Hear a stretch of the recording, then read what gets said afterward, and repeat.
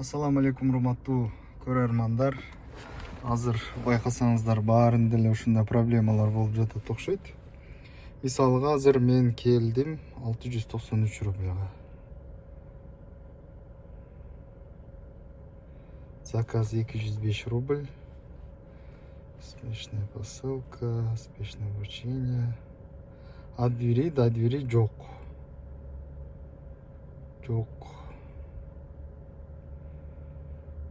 Так, заказды көрөбүз азыр.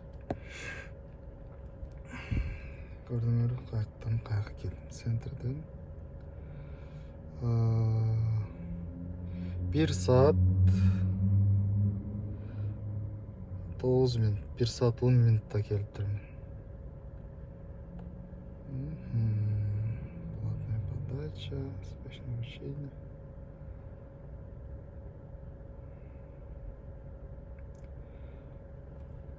В общем, туугандар, азыр Яндекс мунун комиссия албайт, арзан таги так.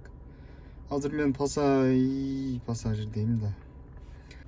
Клиенттен сурасам, туугандар, клиентте көрсөтүп турат 3090 рубль көрсөтүп турат экен. Мен очки алып келдим.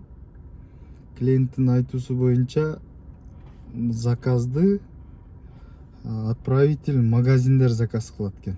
Яндекстин Яндекс Маркет доставка жөнөткөн, ошолордон арзан заказ түшөт экен демек. Клиентте 3090 рубль көрдүм окшойт, адашпасам көрсөттү, сурадым.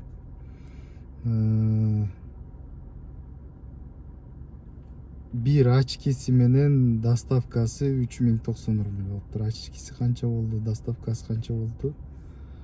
Көп разбираться эткенге дагы болгон жок. В общем, ушундай, кимде ушундай ситуациялар болуп атса, видео таштаңыздар, WhatsApp номер калтырам, комментарий жазыңыздар. Ассаламу алейкум.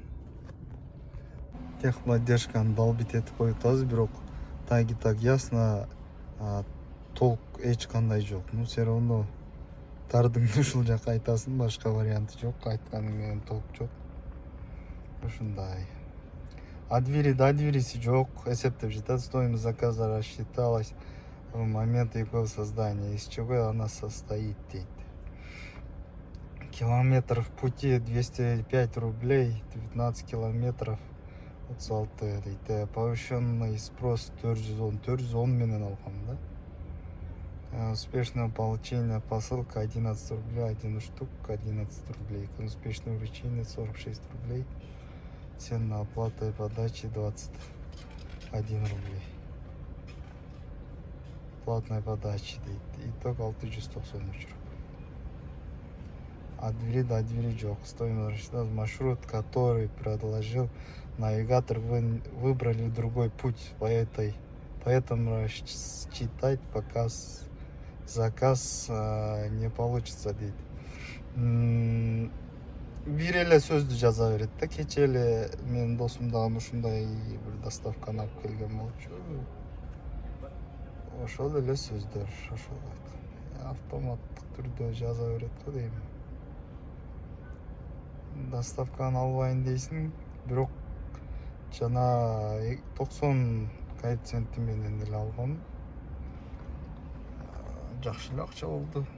5 минутка жетпей 900 болду. Азыр bir жагынан болсо, bir жагынан ушундай туугандар.